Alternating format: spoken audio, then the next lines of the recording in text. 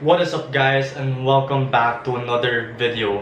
In today's video, I'll be going over occlusion bands or blood flow restriction bands, where to get it, and my personal opinion on it. But for the purpose of keeping this video short, I'll be giving a short introduction on how to use these bands and some tutorial videos with better explanation along with scientific research to support that these bands do actually work. So let's get to the video. Also, for a short disclaimer, I am not sponsored by Shopee or Lazada, and I am also not a professional.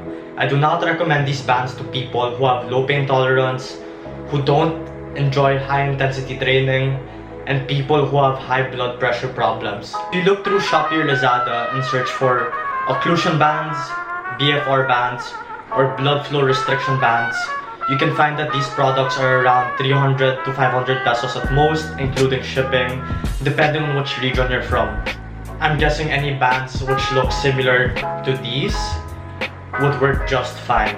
These bands would probably be convenient for people who have access to very lightweight, to those who want a good arm or leg pump workout, and to those people who want more variety within their arm or leg training. Now, these bands aren't magical by any means necessary, but I do believe that through the scientific nature of metabolic stress, or basically getting a massive pump within the working muscle, will grant hypertrophy, or basically muscle gain throughout the working muscle you're working. So basically, you just get a massive pump and you're good to go.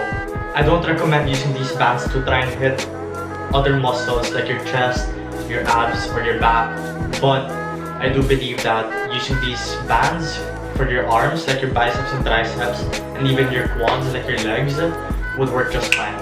So to set up with using these bands, I'd normally like to have them at the top end of my bicep, or just basically right under my shoulder.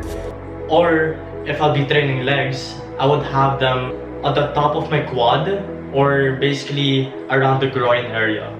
Having the bands at a tightness of around 6 or 7 out of 10 should be more than enough. It is important to not go too tight because you still want some decent blood flow within that working muscle. I like to normally go for 3 to 4 sets of 20 to 30 reps with a minimum rest time of 15 to 30 seconds. So basically the entire point of this is to get as much as blood pumping towards the working muscle and getting as close as possible to muscle failure. Once you're done with the sets, you could maybe just remove the bands and call it a day. And I would also suggest using these bands towards the end of your workout as a supplement exercise throughout your normal training routine. Using these bands 1 to 3 times a week should be more than enough for everyone. But if you're more experienced, you can bump that up to maybe 4 to 5 times a week, because since you are using very lightweight, there won't be as much muscle damage.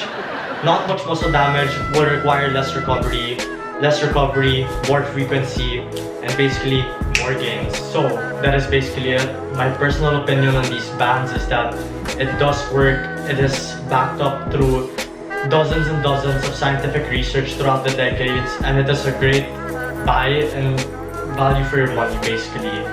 And it is used throughout the bodybuilding community, and I'm surprised why not a lot of people actually use this, because it does work. If you guys do enjoy the video, please leave a thumbs up and subscribe down below.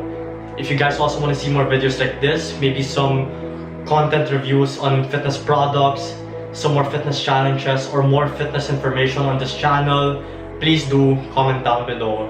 And that's all. I'll see you guys in the next one.